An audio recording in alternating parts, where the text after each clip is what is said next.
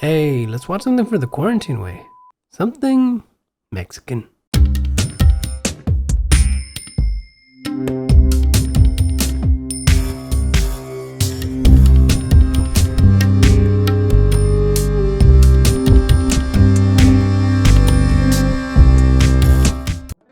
¿Qué onda, lokos? Coconuts are delicious. Gentefied is an awesome show on Netflix with a whole lot of Latinos.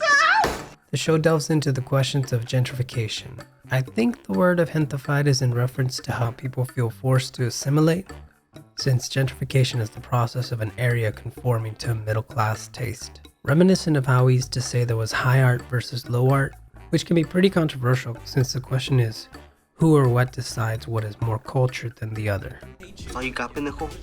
The show asks, what does it mean to be Mexican? Or rather, what does it mean to be a vendido? The central question of assimilation versus acculturation. Survival. They had to assimilate. Yeah, they had to assimilate. How far is too far?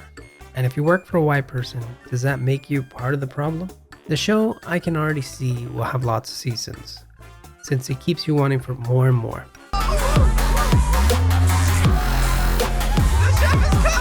I especially love the code switching throughout the show. Code switching is when you use Spanish and English in the same setting, usually in the same sentence. It's all that viejito knows. So much for the pinche help. Captain Latino America! What's your superpower, eating plátano at the speed of light? I binged this show in a night. I love the way it did not over-stereotype individuals. The show follows different characters through each episode, and in interviews I've seen from the creators, they have said that the show was meant to be anthological. Digital series is very anthological. It deals with individual characters in every episode. It has a little bit of a through line. So each episode telling a different perspective. Even a few episodes brought me to tears, specifically one called The Grapevine, which delves into the character of Danny and his dad Javier. Javier wants to be a mariachi singer but is not making enough to live in LA. Both of my grandparents were immigrants, so seeing the poverty faced with the naivety of Danny really reminded me of being a child, being homeless for a while. Really an A+ for grasping the hurt of poverty. As far as technical goes, the directing is done by different people, but most of it is done by Marvin Lemos. The editing was alright, but it got better with each episode, which was kinda cool to see. What really shined for me was the acting. I loved all of them, but the best out of all of them was Felipe Esparza. These are fire. My favorite was Casimiro, who's also the voice of Scorpion in the Spider-Verse. Yo, I love that loco. The moments he spoke ran with so much conviction, it reminded me of real family.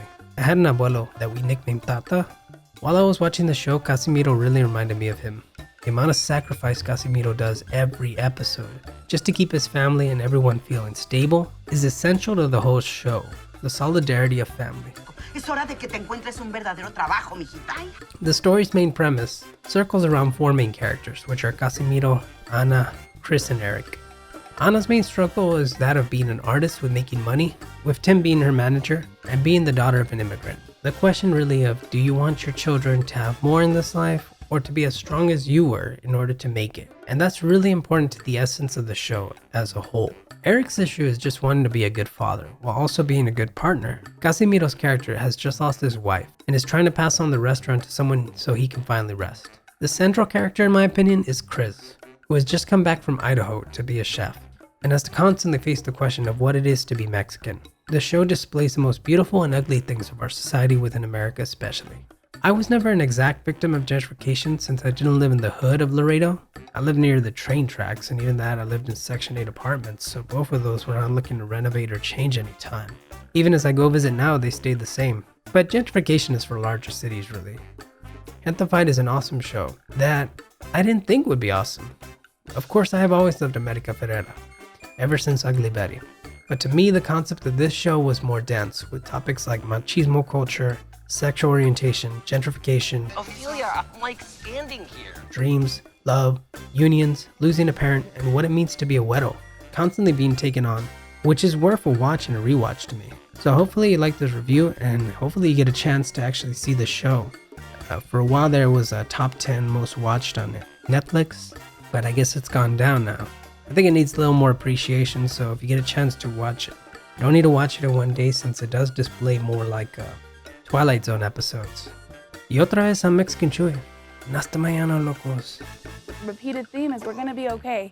We're gonna get through this, and that's such a narrative that's so true to all of us as children of immigrants, like the thing you grew up with your parents telling you, okay, no hay frijoles, but you know what? We're gonna do this. We're gonna be okay. We're gonna have some rice. We're gonna be okay. You just keep going.